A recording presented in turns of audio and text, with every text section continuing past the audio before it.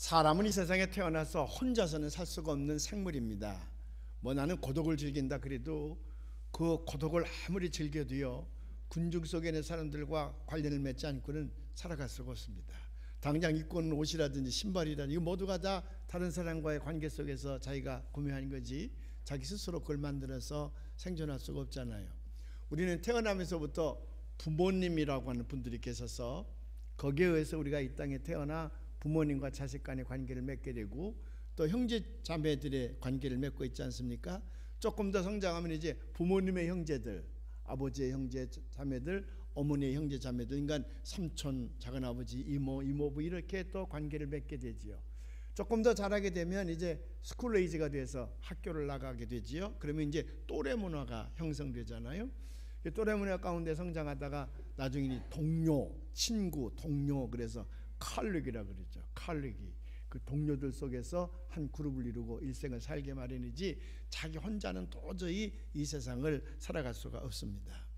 그렇다 그러면 어차피 다른 사람과의 인간관계를 맺으며 살아가야 되는데 내게 누가 가장 가까운 사람일까? 누가 가장 가까운 사람일까? 그걸 한번 생각해 보려고 그러거든요. 나와 제일 가까운 사람은 누굴까? 아직 성장하지 못한 어린아이들은 초등학교, 중학교까지는 자기랑 가장 가까운 사람은 또래 문화권 가운데 사귄 친구라고 생각을 해요. 그래서 초등학교 다닐 때든지 또 중학교 들어가서 친구들을 잃으면 온 세상을 다 잃었다고 생각하는 거예요.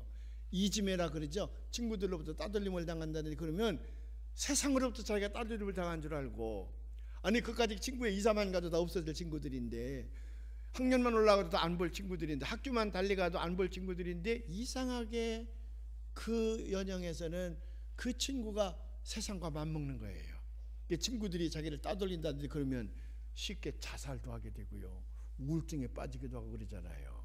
이게 이제 아직 덜 성숙해서 그런 건데, 그래 이제 자기 엄마 아빠 무시하지요. 친구들 속에 들어가게 되면 또 무슨 삼촌 이모 다 무시해요. 우리 아이들도 클 때 보면 이 남자 녀석이 지 애미가 옷을 사다 주면요, 엄마가 좋다 좋다 그래도 엄마에겐 들은 척도 안 하고요, 지 동생한테 가서 괜찮니? 그래서 지 동생이 괜찮다 그러면 입고 나가지만 지 동생이 머리 이렇게 하면 세상 없는 거 갖다 줘도 버리고 이 자식이 안 입고 가요. 이게 이제 그때는 그렇게밖에는 이제 생각이 안 가는 거지요. 그렇게밖에 생각이 안 가는 거지. 그러다 조금 더 크게 되면 그때는 이제 형제 자매가 중요한 걸 알게 되고 부모님이 중요한 걸 알게 되고 그 다음에 이제 삼촌, 이모 이런 사람들이 나와는 참 중요한 사람이라는 것을 알게 됩니다. 나중에 이제 더 크게 되면 부모님과 나와의 관계, 형제자매의 관계가 내게는 얼마나 가까운 사람들인가, 그걸 이제 깨닫게 되죠. 그걸 철난다 그래요. 철난다 그래요. 그래서 이제 당신은 누구랑 제일 가깝습니까? 그러면 뭐니 해도 가까운 사람은 형제자매지, 그런 생각이 들 때가 참 많이 있지 않습니까? 형제자매라는 건 정말 가까운 사이예요. 왜냐하면 같은 어머니 태 속에서 우리가 태어나질 않았습니까? 같은 어머니의 젖을 빨고 우리가 컸거든요. 그뿐만이에요. 지금은 뭐 아이들에게 자기 방도 있고 그러지만 제가 그때만 해도요, 내 방이 어디 있어. 우리 안방에서 큰 이불을 깔아놓으면요, 다리를 전부, 우리 10식구였는데 할아버지만 빼고는 9식구가 전부 거기다 다리 뻗고서 거기서 잤지. 추운 겨울에 뭐 이불을 따로 덮고 자지도 않았습니다. 그렇게 푸석하면 꼬랭내도 많이 나고 그래도 그냥 다 거기다가 다리 넣고서 한겨울을 보내는데, 그래도 동생이 또 생기더라고요. 아빠 엄마는 언제 동생을 만들었는지 모르지만은 다 같은 이불 속에 사는데도 동생이 생기긴 생겼어요. 밥을 먹을 때에도 충청도에서는 그 두레판이라는 게 있는데 둥근 그런 상이 있었는데 거기다가 9식구가 삥 둘러앉아서 거기서 다 먹고 자랐습니다. 또 형의 옷을 동생이 물려받기도 하고. 근데 이 세상에서 형제자매보다 더 가까운 사람이 없습니다. 근데 이게 나이가 차서 이물질이 들어오게 되면, 딸이 시집가서 사위를 얻고 아들이 이제 장가를 들어서 며느리가 들어오게 되면 그때부터 이 관계가 이상해지는 거예요. 관계가 그때부터 자꾸 이해타산이 생기게 되고 옛날 한 이불 속에서 자던 그런 마음이 아니야.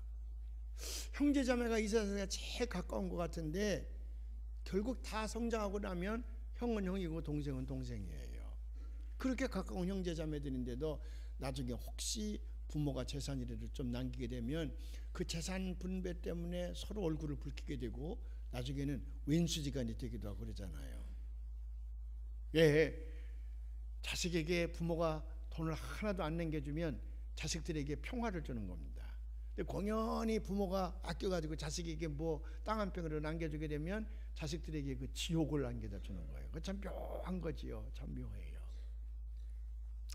나중에 부모님이 이제 연로하셔서 경제적인 능력이 없고 또 불행하게도 치매나 알츠하이머 같은 걸 걸린다든지 뇌졸중을 당해서 중풍이 걸린다든지 그러면 자기를 낳아서 길러주신 부모님인데도 불구하고 이 형제들 간에 그것 때문에 싸웁니다.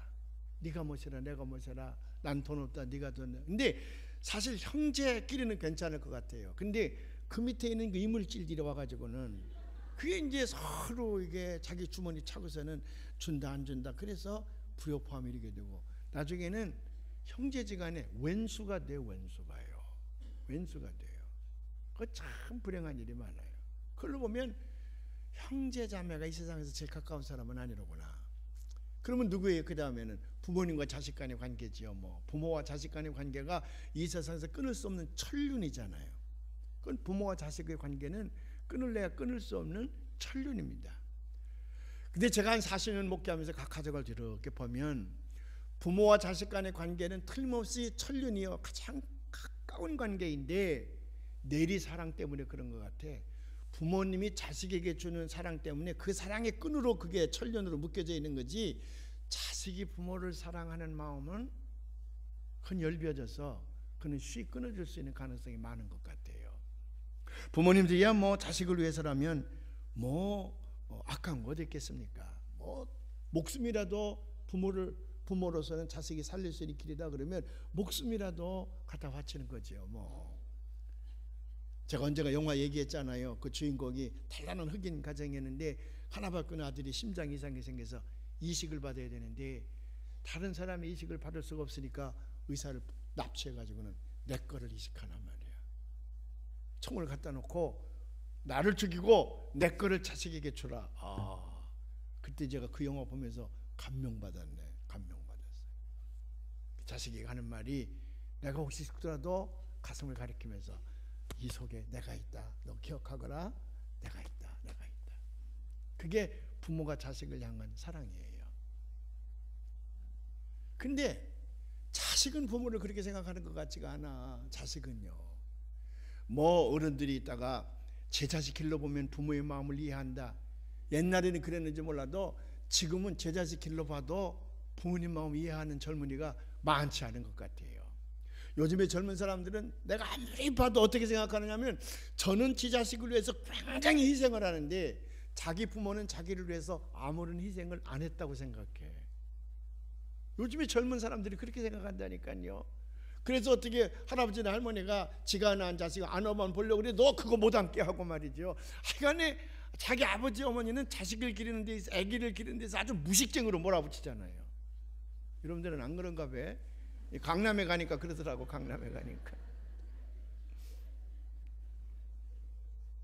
요즘에 그런 세상이 돼요. 그러니까 제 자식을 길러봐도요 부모님의 은공을 기억하는 사람은 그걸 깨닫는 사람은 극히 적고 많은 젊은 아이들이 자기는 자기 자식을 위해서 많은 희생을 하지만 자기 부모는 자기를 위해서 그렇게 희생하지 않았다고 생각하는 데 문제가 있어요.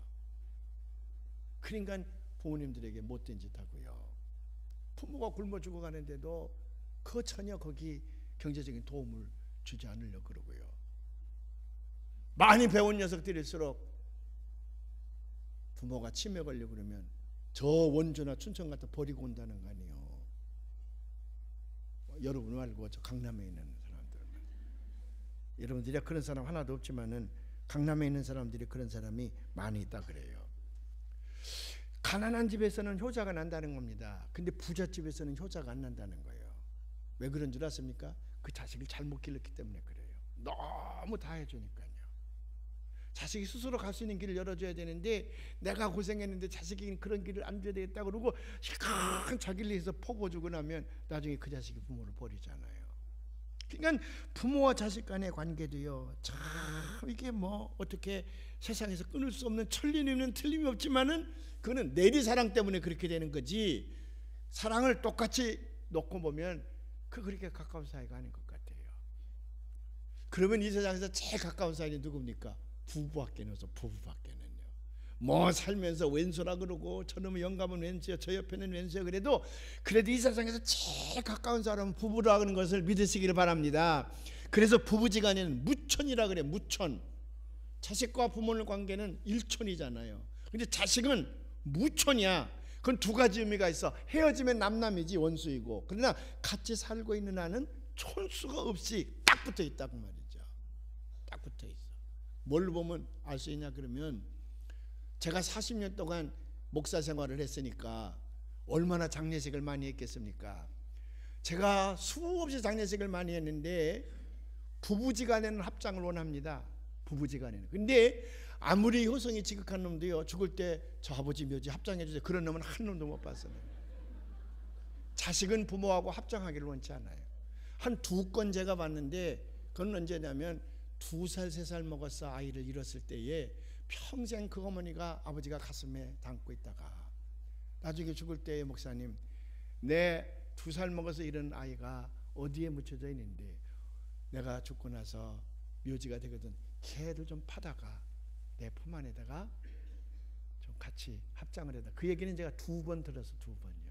그것도 이제 위에서부터 내리사랑이지, 위에서 내리사랑이지.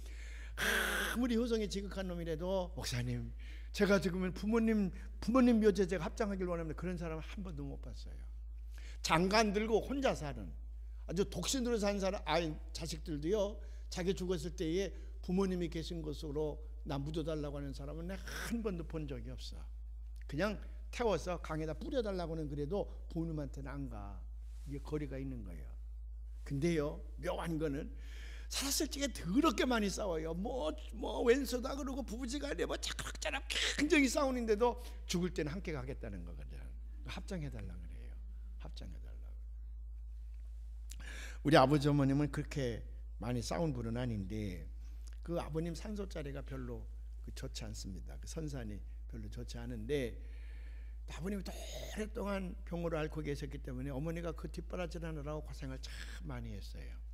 겨울에 이제 아버님이 그 심한 천식으로 잠을 자지 못하고 그 눈을 맞으면서 마당에서 이렇게 숨을 몰았으면, 우리는 또 아버지 또 편찮으셔서 주기적으로 또 저렇게 하시는 거, 자식들은 다 자빠져 잤지만 어머님은 그 곁에서 같이 이불을 뒤집어 쓰고 밤을 꼬박꼬박 새우고 한 날들이 얼마나 많은지 몰라요. 그래서 살아생전에 늘, 나는 말이야, 그 네 아비 거기다 쓰지 말고 그 선화교회 그 이제 낙골당 이렇게 물 뿌리는 것, 이렇게 이제 십자가 밑에다가 자갈 쌓아놓고서는 가서 뿌리고서 물 확 뿌리면 싹 없어지는 게 있어요. 그리고 요만한 메달 하나보다 걸어놓는데 나는 거기다가 늘 하라고, 나는 거기다 늘 하라고.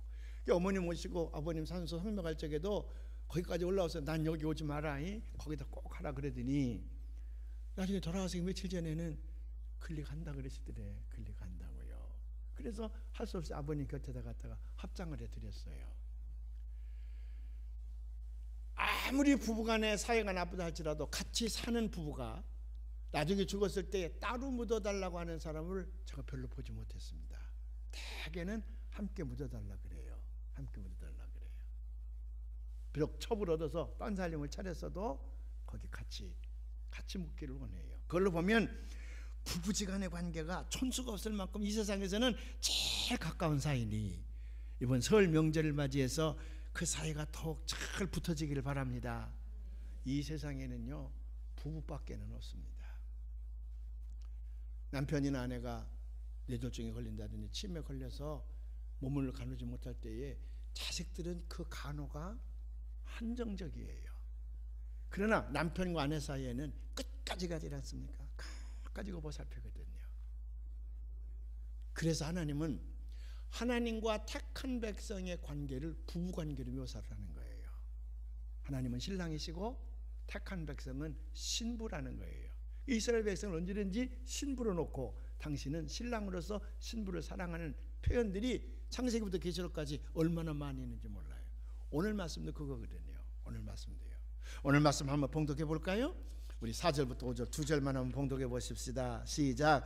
다시는 너를 버림받은 자라 부르지 아니하며 다시는 네 땅을 황무지라 부르지 아니하고 오직 너를 헵시바라 하며 네 땅을 뿔라라 하리니 이는 여호와께서 너를 기뻐하실 것이며 네 땅이 결혼한 것처럼 될 것임이라.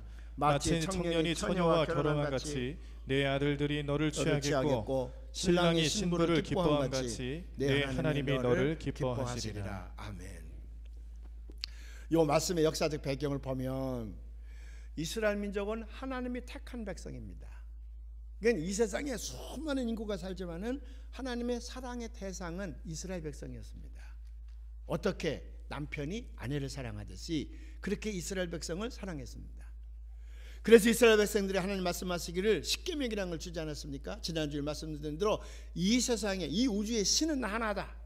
온 우주를 창조하신 신은 나 하나다. 그러니 너희가 딴 신을 섬기면 그건 우상을 섬기는 것이니 내가 용서하지 않으리라. 그 죄값을 3, 4대까지 물겠다. 나는 시기하는 질투하신 하나님이라. 그렇게까지도 엄하게 말씀하신단 말이에요. 오직 나만을 섬겨야 된다. 다른 신을 섬기는 자는 신적 행음, 간음하는 것이니 절대로 내가 용서하지 않다. 그게 첫 번째 조건이고요. 그러니 두 번째는 나를 섬기되 내가 너에게 명령한 대로 착하고 선하게 살거라. 서로 사랑하며 착하고 선하게 살거라. 그게 하나님이 택한 백성에게 주시는 조건입니다. 이스라엘 백성들이 그렇게 하나님께서 다 베풀어 주시고 나중엔 저 애굽에서 출애굽시켜서 쇠과 꿀이라는 가나안 땅으로 보내주시기도 하셨고 다 해주셨는데 이스라엘 백성의 행태를 가만히 보면 어렵고 힘들 때에는 하나님께 매달려요. 하나님 왜 우리를 버리셨나이까? 뭐 우리를 왜 외면하시나이까? 그러면서 어렵고 힘들 때에는 하나님께 막 매달리다가 편안해지면 인석들이 하나님을 버리고 딴 신을 섬긴단 말이에요. 그 가나안 땅에 블레셋 족속이 섬기고 있는 바알신이라든지 아세라 목상이라든지 저 바빌론 사람들이 섬기는 저 말뚝 신앙이라든지 이집트 사람들이 섬기는 저 금송아지라든지 편안하면 하나님을 버리는 거야. 편안하면 영적 간음을 하는 거예요. 하나님은 질투하시는 하나님이라 그렇게 선지를 통해서 얘기하는데도 하나님을 버리고 딴 우상을 섬기는 거예요. 그리고 이제 못된 짓을 하는 거지. 파역한 행위를 하는 거지요. 여러 번 하나님 이스라엘 민족에 경고합니다. 수많은 선지자들과 예언자들을 보내서 회개하라, 하나님께로 돌아오라. 얼마나 많이 하나님께서 그들을 재촉하는지 몰라요. 때로는 징계의 채찍을 들기도 하고요. 그래도 돌아섰다간 도로함이 타버리고 돌아섰다간 또 타락하고 또 타락하고 그러니까 하나님 마지막에는 어떻게 하십니까? 큰 징계를 내리시는 거예요. 잠시 그들을 버리는 겁니다. 그게 기원전 586년에 저 바벨론이라는 나라가 일어나가지고는 이스라엘을 멸망시키는데 그 예루살렘과 시온의 땅을 완전히 쑥대밭 놓지 않습니까? 그때에 나라를 잃어버리는 거예요. 지금으로부터 2586년에 이스라엘은 완전히 나라를 잃어버렸다가 언제 찾았습니까? 1948년. 그러니까 2500년이 지난 다음에야 이스라엘은 자기 나라를 갖게 돼요. 기원전 580년에 이스라엘은 완전히 바벨론에게 멸망당합니다. 그리고 젊은 사람들은 모두가 다 포로로 붙들려 갑니다. 그래서 강제 노역에 이제 저 죄수들처럼 거기 이제 동원되는 거지요. 몇 년이나 70년이나요. 자, 10살 먹은 아이가 70년 동안 가서 포로 생활하고 있으면 그건 몇 살 됐어? 80살이 됐습니다. 이제는 다 늙고 피폐해져서 유대인이라고 하는 민족적 정체성까지도 희미해지고 말아. 정말 이제는 절망 끝자락에 있는 거예요. 언젠가는 우리를 해방시켜서 고국으로 보내주겠지 그랬는데 70이 되고 80이 되고 90이 돼도 고향으로 돌아갈 기회가 없는 거라. 그래서 거의 그 희망을 쫓고 있을 때에 하나님께서 그들을 해방시키시죠. 바벨론을 페르시아에게 멸망당하게 하고 해방을 합니다. 고국으로 돌아가는 거예요. 자, 고국으로 마지막 희망을 안고 고국에 돌아갔더니 생각해 보십시오. 70년 동안 자기가 살던 집이 비어 있어. 그러니까 허물어질 대로 다 허물어지고 거기 썩을 대로 다 썩어지고 석가래고 뭐고 다 날아가고 그냥 뭐 아주 지옥 같은 집이 돼버리고 말았지요. 이스라엘 땅은 돌짝밭이었으다. 그것을 잘 일구어서 농사를 져먹고 살았는데 70년 동안 그놈을 버려놨으니 다시 거기 잡초가 우거지고 잡목들이 우거지고 그래서 완전히 땅들이 황폐화되어졌잖아요. 그래서 돌아온 포로들은요 철부덕 주저앉아서 마지막 한 가닥 희망을 가지고 돌아왔으나 정말 못 살겠구나, 이제는 우리에게는 희망이 없구나, 완전히 좌절상태에 있을 때에 하나님께서 이사야를 통하여 그들에게 말씀하신 거예요. 아니다, 내가 너희들 머리 위에 왕관을 써야 될 것이며 너희를 다시 내 아내로 맞이해서 너를 새 이름으로 부르게 될 것이니, 지금까지 너희들은 하나님께 버림받은 자요, 지금까지 너희들이 황폐한 자로 부름을 받았으나 이제부터는 아니다, 내가 너를 헵시바라 하리라, 그리고 네가 사는 땅을 뷸라라 하리라. 오늘 이 말씀이요 유대인들의 가슴을 막 설레게 하는 말씀입니다. 여기 헵시바라는 말은 무슨 말이냐 그러면 히브리어 가운데에 이것은 굉장히 헵시바라고 하는 말인데, My delight is in her, 내 모든 기쁨은 그녀 안에 있다. 막 결혼하는 신랑과 신부가 그 신랑이 신부를 바라보고 그 신부는 전 세상과도 바꿀 수 없는 존재입니다. 그러니까 내 인생의 모든 기쁨은 당신 안에 있습니다. 그래서 그 결혼하는 거거든요. 그 순간에 그 마음이야. 그러니까 헵시바라고 하는 말은 My delight is in you, 내 모든 기쁨이 내 안에 있다. 하나님께서 본래 이스라엘 민족을 택하실 때에 약속하셨던 것과 그 축복을 다시 회복하여서 그들의 명예를 다시 회복시켜서 너는 이제부터 온 세상 사람 가운데에 내 모든 마음을 다 받을 사람, 내 안에서 나는 이 세상에서 모든 기쁨을 얻게 된다. 그래서 너에게 새 이름을 줄 것이니 헵시바라 하리라, 헵시바라 하리라. 그리고 내가 사는 땅 황폐한 황무지와 같지만은 너에게는 뷸라가 되리라. 그 뷸라라는 말은 결혼한 아내, 남편의 소유가 된 사랑받는 아내를 말하는 거거든요. 버려진 황폐한 땅이지만은 그러나 이스라엘 민족이 그것을 결혼한 아내, 자기 소유가 된 결혼한 아내를 잘 보살피듯이 그 땅을 옥토로 잘 보살피게 되면 나중에 너희들 머리에 내가 왕관을 씌워주리라.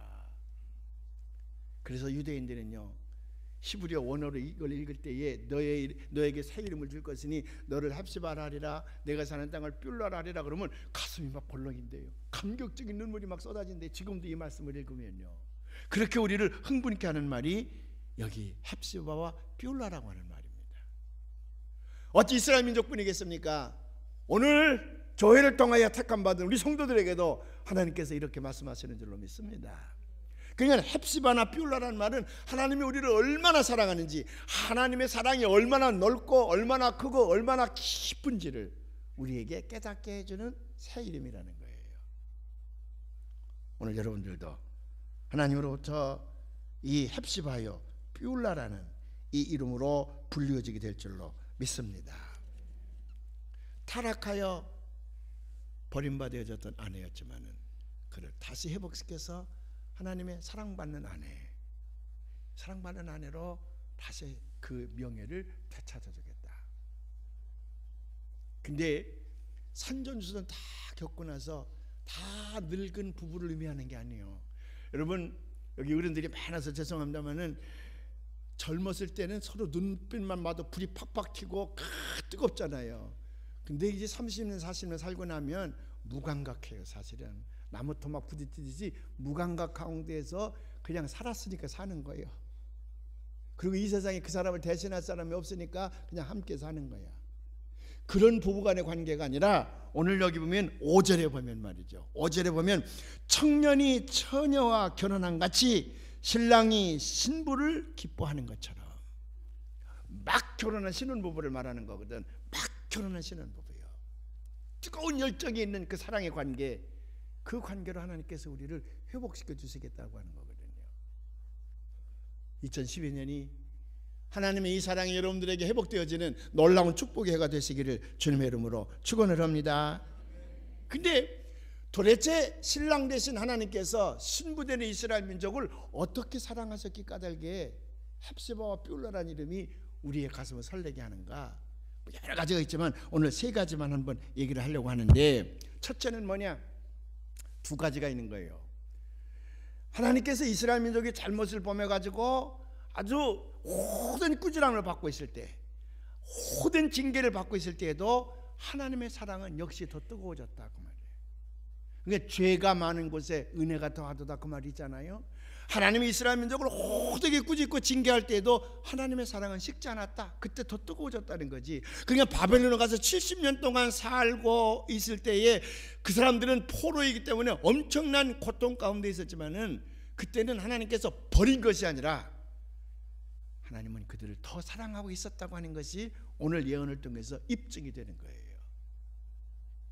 두 번째로는 이스라엘 민족이 아주 힘들고 어려운 아주 그 환경적으로 볼 때에 이루 말할 수 없는 고통 가운데 있다 할지라도 하나님이 이스라엘 민족을 사랑했다는 거거든요.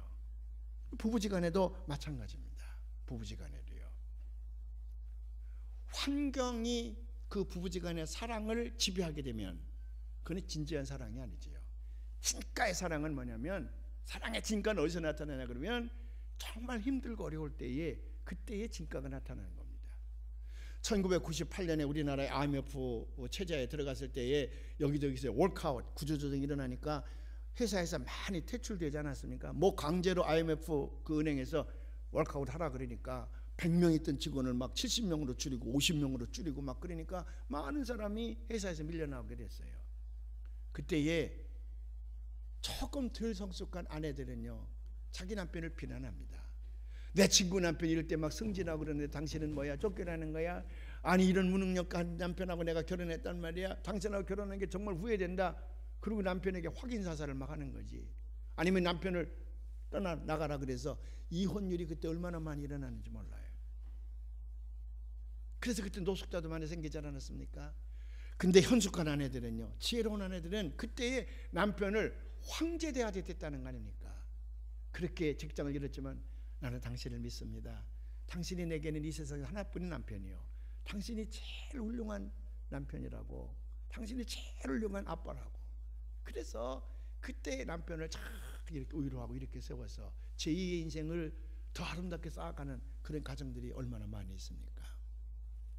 사랑의 진가는 평안할 때 나타나는 것이 아니라 정말 어렵고 힘들 때에 사랑의 진가가 나타나는 거예요. 언제가 그분이 우리 교회 와서 예배를 드려서 제가 그분 소개하면서 예화를 든 적이 있는데, 그 김병찬 집사님이라고 하는 분인데, 이분이 이제 서울대학교를 졸업을 하고 이제 미국으로 유학을 갔습니다. 시카고 대학으로 유학을 갔는데 그 아버지가 충청남도 교육감이었습니다. 근데 공주사대를 졸업한 이쁜 처녀 선생이 하나 있는데 교장이 하도 그 처녀 선생을 칭찬을 하니까 일부러 거기 가서 봤다는 거예요. 그랬더니 예쁜 처녀 선생 하나가 있는데 정말 실력도 있고 행동도 바르고 탐나는 선생이더라는 거지. 그래서 교육감이 그냥 그 권세를 이용해 가지고 그 처녀를 자기 며느리로 삼은 거예요. 그래서 이제 자기 아들과 함께 미국으로 유학을 보냅니다. 그래서 이 여자는 노스웨스턴에서 공부를 하고 남편은 이제 시카고에서 공부를 했습니다. 공부를 마친 다음에 미국의 유수한 직장에 이제 취직을 해서 돈도 연봉도 고액을 받고, 연구원이니까 뭐 학위를 가진 연구원이니까 3남매를 낳거든요. 3남매를 잘 기르고 정말 다복했었는데 그 부인에게 병이 났어요. 어떤 병에 걸렸냐면 폐가 굳어지는 병이야. 폐가 딱딱하게 나무 껍질 고목처럼 폐가 굳어지는 거예요. 폐가 굳어지니까 근육이 이제 마비가 오는 거죠. 뭐 시카고 지역의 유명한 병원 시카고 대학을 비롯해서 다 했지만 결국 원인을 알 수가 없으니까 그 병을 못 고치는 거지. 다만 의사들은 추운 지방에 있으면 병세가 더 악화될지 모르니까 따뜻한 지방으로 이사 가야 된다. 그래서 이제 캘리포니아 남쪽, 제가 있는 오렌지 카운티 쪽으로 이사를 온 겁니다. 마침 거기에 이제 자기 회사가 있으니까 그 회사 전권을 와가지고 집을 하나 온천군방에 사가지고 이제 아침에 일찍 출근했다가 3시면 오면 세상에 그렇게 아름다운 수뇌부가 있을 수가 없습니다. 이 김병찬 집사님이라는 분은 진짜 훌륭한 남편이에요.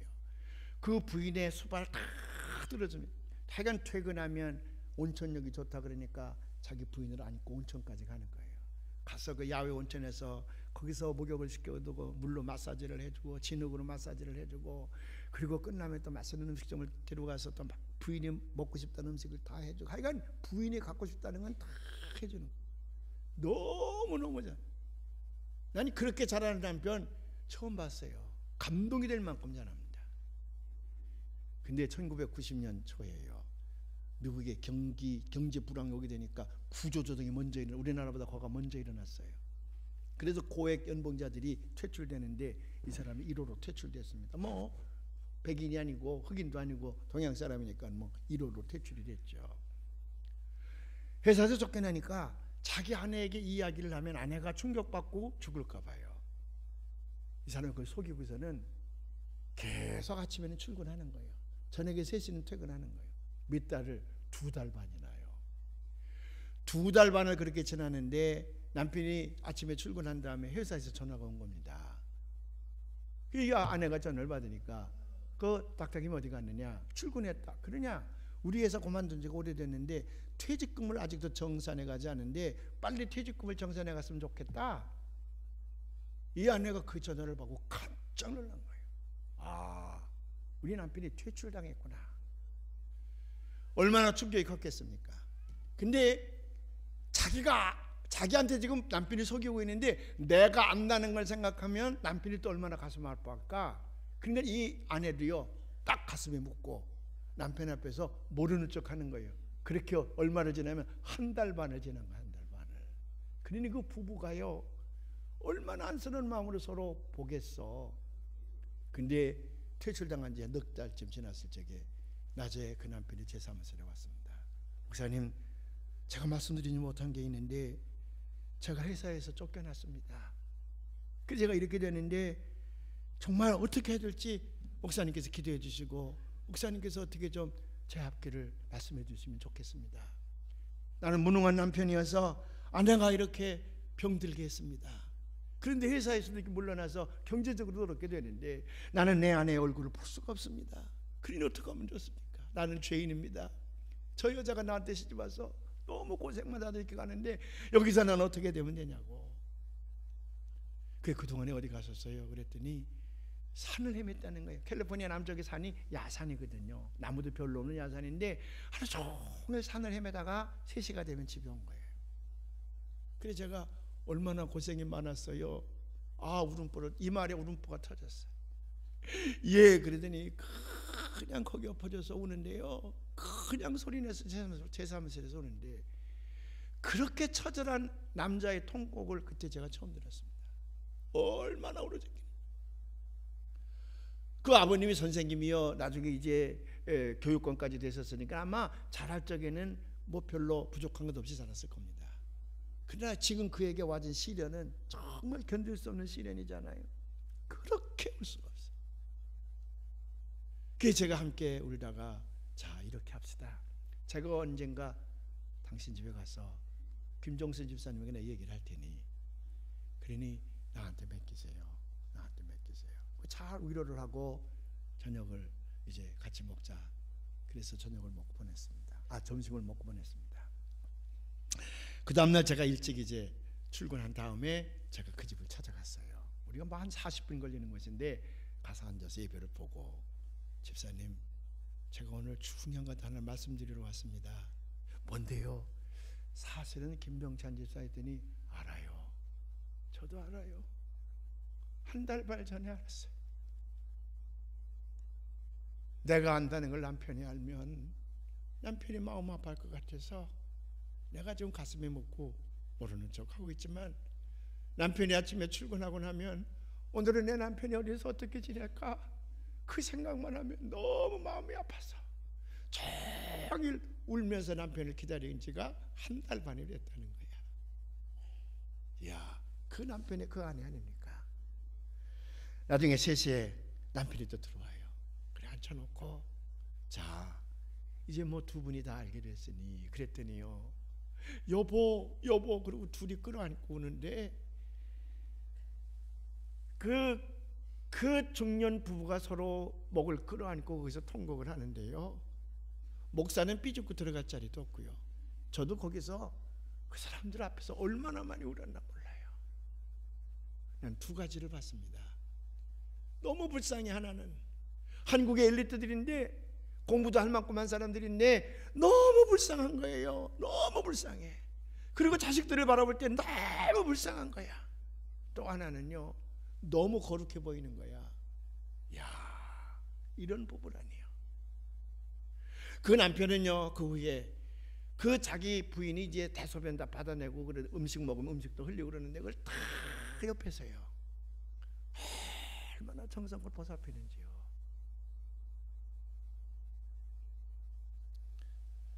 사랑의 진가는요, 가장 힘들고 어려울 때에 거기서 나타나는 겁니다. 하나님이 이스라엘 민족을 사랑할 때도 마찬가지예요. 완전히 희망을 잃고 이제는 끝이다고 생각하는 그때에 하나님께서 이스라엘 민족, 아니다, 내가 너희에게 왕관을 씌워줄 것이니 내가 너희에게 새 이름을 줄 것이다. 너는 헵시바라, 내가 사는 땅은 뿔라라 하리라. 오늘 우리에게도 하나님은 같은 음성으로 다가오시는 줄로 믿습니다. 그래서 우리는 이 세상에서 두려울 것이 없는 사람들이에요.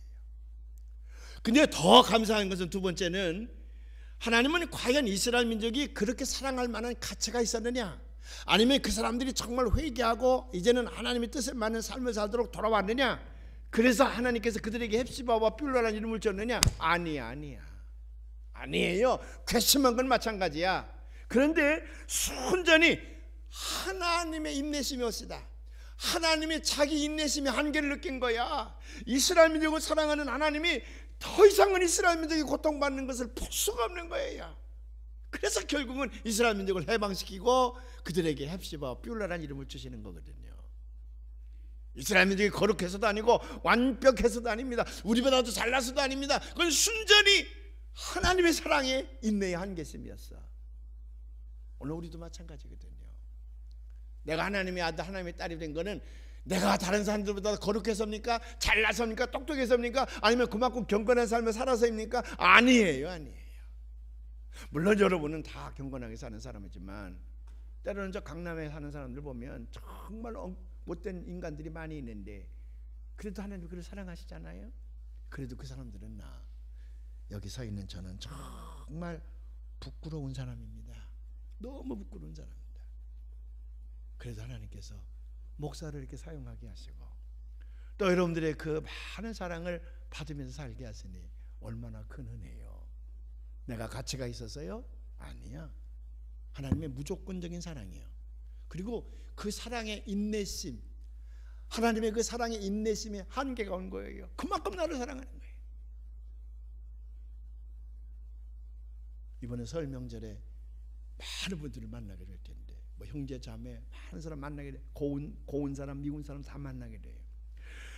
제가 여러 번 고백하지만요, 제가 영어 단어를 외우고 수학 공식을 외우고 물리 기호를 외우고 하는 데는 그렇게 머리가 좋은 것 같지가 않아.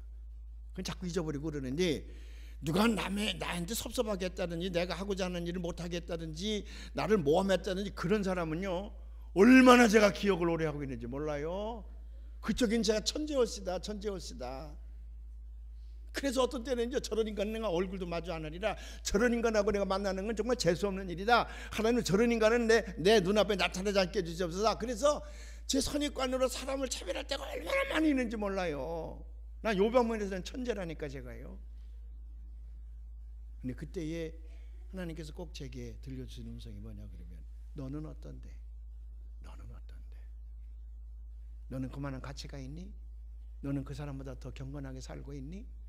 그 음성이 오니까 제가 꼼짝 못하는 거거든요.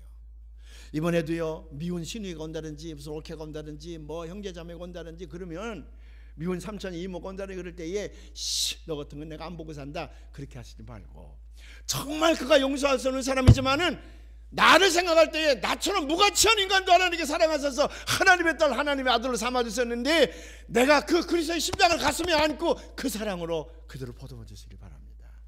그래서 여러분들이 가는 곳에 여러분들 희생적인 사랑으로 말미암아 거기에 천국이 만들어지기를 주님의 이름으로 축원을 합니다. 라바 몰간이라고 하는 목사님의, 이제 유명한 목사님인데 이분이 그 설교집에 나오는 얘기입니다. 젊었을 때인데요, 교회 사무실에 가서 근무를 하고 있는데 젊은 부부가 상담을 하러 왔더래요. 그래 앉혀놓고 어떻게 무슨 상담입니까 그랬더니 부인이 있다가, 목사님 이런 남편이 있어요. 못된 남편이 있습니다. 그리고 남편을 욕을 해제끼는데, 그러니까 그 욕을 듣던 남편이, 목사님 아닙니다, 이런 여자가 있습니다. 둘이 싸워 제끼는데 고양이하고 개보다 더 잘 싸우더래요.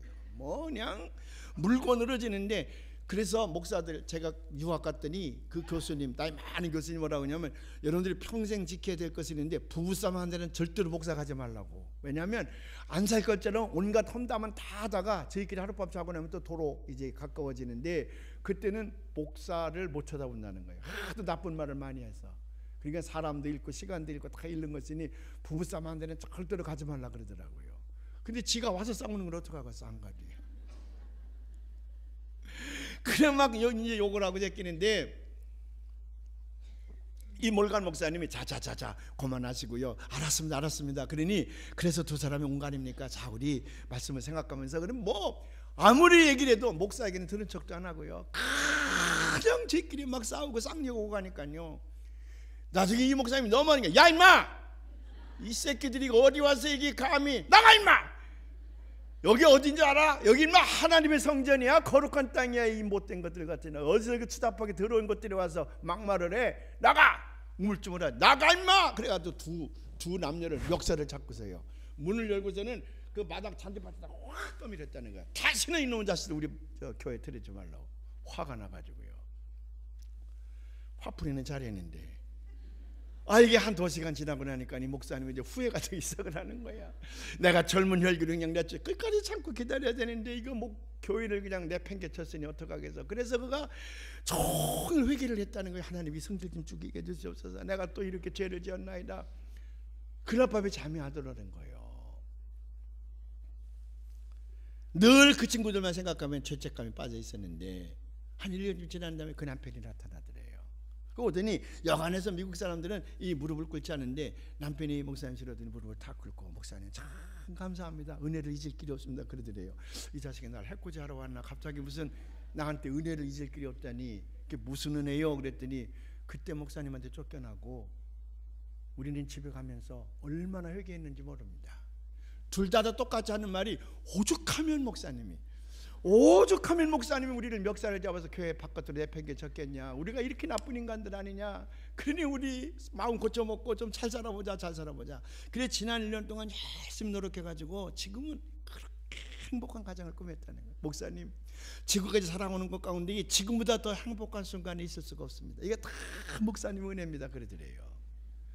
그래서 그 몰간 목사님 뭐라고 썼냐면, 가끔 발길질해도 괜찮다, 가끔 발길질해도 괜찮다. 그러니까 저한테 혼나가들랑요, 오죽하면 목사님이 그랬겠냐, 그렇게 좀 생각했으면 좋겠어요.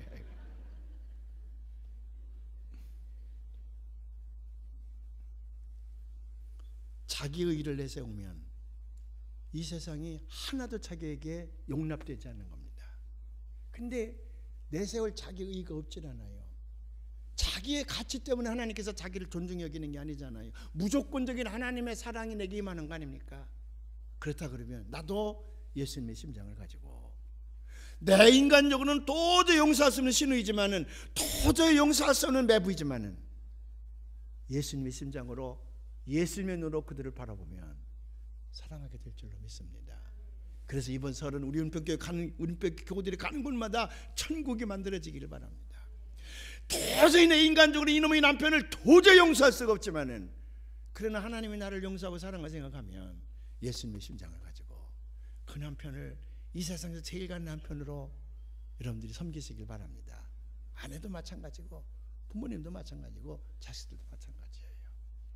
그래서 이번 명절이 안 입고 더럽고 치사한 놈들 만나느라고 고통스러운 기간이 아니라 예수의 심장을 가지고 여러분들이 가지고 있는 사랑으로 여러분 집안 전체를 천국으로 만들어내는 기회가 되게 하시기를 주님의 이름으로 축원을 합니다.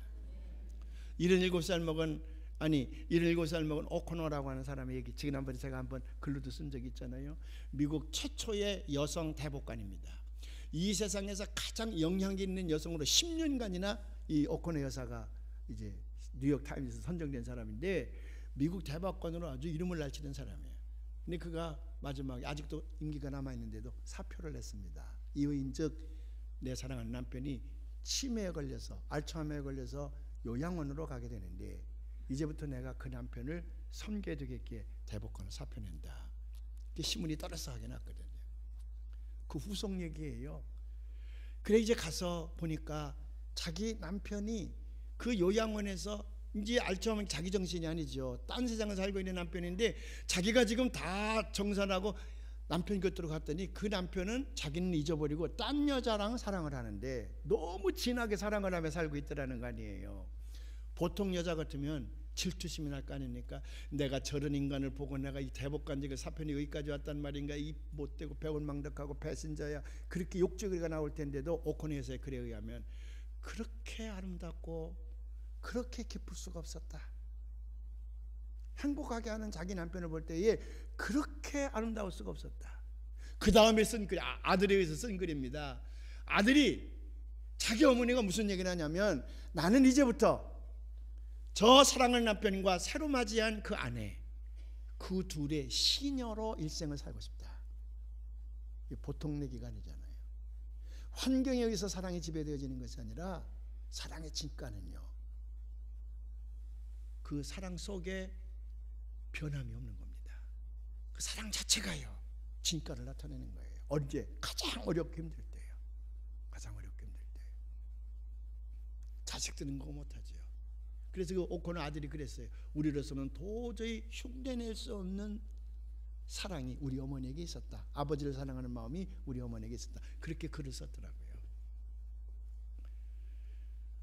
마지막으로 그뿐만 아니라 우리 인간의 사랑은 아무리 부부지간에 정이 좋다 할지라도 이 세상에서 끝이 납니다. 그러나 하나님의 사랑은 beyond the world, 죽음 이후에 저 영원한 세계 속에서도 하나님이 우리를 향한 사랑은 더 커지는 줄로 믿으시길 바랍니다. 아멘. 제가 결혼식 주례를 많이 하지 않았습니까? 그 서약서에 보면 남편은 아내를 위해서, 아내는 남편을 위해서 이렇게 하라고 쭉 해놓고 맨 마지막에 무슨 만장이냐면 죽음이 우리를 나눌 때까지, 죽음이 우리를 나눌 때까지예요. 그러니까 이 세상에서 큰 사랑이 언제까지 가냐면 죽음이 우리를 나눌 때까지 지속하는, 죽음이 끝나면 그 다음에 끝난다는 얘기거든. 우리 인간의 사랑은 거기서 한계예요. 죽음이 우리를 나누면 거기서 끝나는 거예요. 근데 하나님의 아가페 사랑은 뭡니까? 죽음은 영원한 사랑의 시작일 뿐이야. 저 천국에서 우리의 사랑은 더 뜨거워지는 줄로 믿으시길 바랍니다. 그래서 우리는 천국을 놓고 살아가는 사람들 아니에요. 사도 요한이 이 땅에서 제일 오래 산 예수님의 제자지요. 어떤 사람은 100살, 어떤 사람은 120살, 과장되게 설명한 사람은 사도 요한은 140살까지 살았을지도 모른다 그런 얘기를 해요. 오래 산 사람입니다. 예수님의 어머니 마리아를 끝까지 돌아가실 때까지 자기 어머니처럼 모시고 살았던 사람이 사도 요한이에요. 지금 예배소에 가면 그때 이제 사도 요한이 어머니를 모시고 예수님 어머니를 모시고 살았던 집이라고 그래서 거기 유적지가 하나 있는데, 그러다 보니까 사도 요한은 제자들이 많아. 제자들이 오랫동안 살아있었으니까 많은 예수님의 제자들 만들었는데, 그 중에 파피아스라고 하는 유명한 순교자도 그의 제자요, 폴리캅이라고 하는 서머나 감독도 그분의 제자입니다. 그 폴리캅 얘기 여러분들 잘 알잖아요. 로마 황제가 예수님의 사람을 잡아다 모두 죽이라고 그럴 때에 처음에는 폴리캅이 숨었습니다. 어느 가정집에 숨어 있다가 결국 체포가 되는 거예요. 그래서 총독 앞에 서게 되는데, 총독이 자기 친구입니다. 그 총독은 폴리캅을 존경하는 사람이야. 그러니까 이 폴리캅이 붙들려서 앞에 가서 있는데, 화형이지요. 나무에다가 매달아 불태워 죽여야 되는데 너무 친구를 사랑하니까 그 총독이 있다가 폴리캅에게 뭐라고 얘기했냐면, 자, 내 말을 잘 들어라 폴리캅아. 내 앞에서 그리스도를 한 번만 비난하면 내가 너를 석방하노라. 그 다음부터 넌 자유롭게 하라. 예수를 잘 믿어도 좋다고 말이죠. 내 앞에서 한 번만 예수를 비난하면 그 다음부터 내가 너를 석방하리라. 그때 폴리캅이 하는 말이, 내가 88년을 섬겼으나 한 번도 나를 해롭게 한 일이 없는 예수님을 내가 어찌 한순간이라도